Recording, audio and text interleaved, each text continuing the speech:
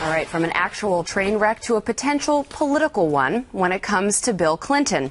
So much for being that backstage advisor that he said he would be. Last night, if you saw it, the former president showing up for one of David Letterman's final shows amid a week of numerous high-profile media appearances. As the Weekly Standard points out, quote, Bill is everywhere, with Hillary taking a very low profile. Her refusal to give a media interview or have an open campaign event with voters.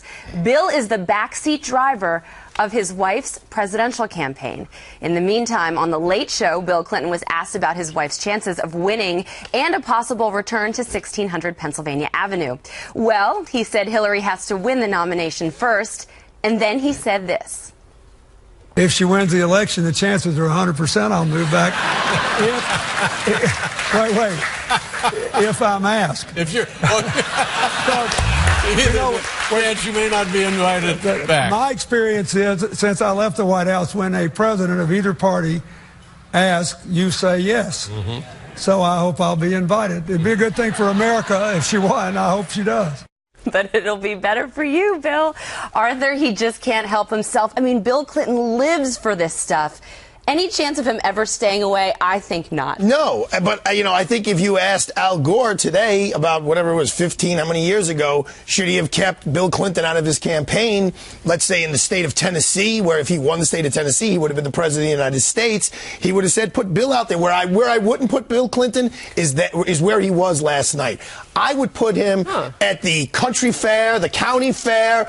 Bill Clinton is great with human beings. One-on-one contact, Andrea. I don't care how you feel about him politically. Yeah. He has a magnetism. He has something that draws you to him when you're in a room all alone with him. And if I'm Hillary or if I'm running and I have him on my side, I'm saying, look, I don't need you on the media. I don't need you in the newspapers. I need you to go shake hands with people who are going to go vote and tell them, hey, I'll be there with Hillary and the two of us will bring back the great times that we had in the 90s. I'm just so confused. I mean, she's announced her run for the presidency of the United States. And here her husband is sitting on Letterman, and she's still not answering a single question or sitting down and giving a single interview. I just don't get it. It's not hurting her, but it's not hurting her. I mean, Kirsten, I agree with Arthur. I like the Hillary whisperer. I'm going to explain this all to you. Well, you are the Democrat on the couch. Now, Kirsten, I guess Bill's doctor probably doesn't want him at the Iowa State Fair eating all that greasy food, but Arthur's got a really good point. I mean, Bill is great at retail politics. He's way better than Hillary, and he knows it.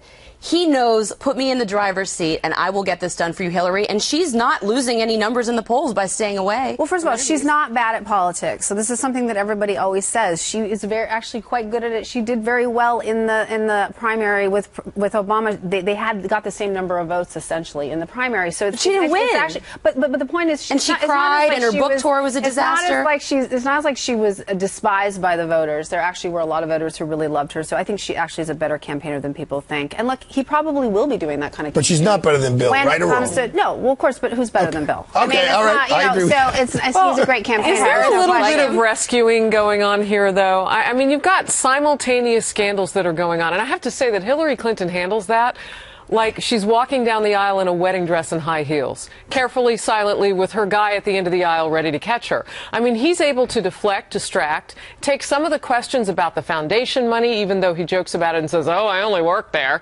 And I can't do that as well as you do. But, I mean, it keeps her from having to be the punching bag with regard to the media. And she hasn't done that sit down now in 21 days. But why should she choose to be the punching bag for the media? I mean, really, if you're her and she doesn't need to, because she's got her campaign for the media, how about for voters? Why? But I'm just saying, if you're her, why do that if you think you're going to be the punching bag, right? I mean, you're not.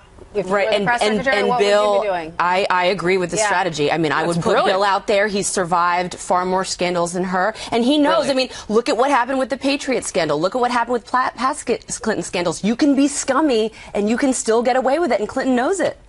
Well, is he defending her? Is he defending himself, considering his wife has distanced herself so much from his own policies? I think he's very popular, and I think him being out there is good for her. I actually disagree. I think him being on these shows is good for her. You brought up a good point, though, Kirsten. It's not that she's bad at politics. It's just that her messaging, the minute she opens her mouth, it gets a little complicated. I don't agree with that. I know everybody says that about her, but I don't agree with that. And she did actually extremely well. She had a very tough opponent in the primary, and I think that she did well, and she lost by not very much, frankly.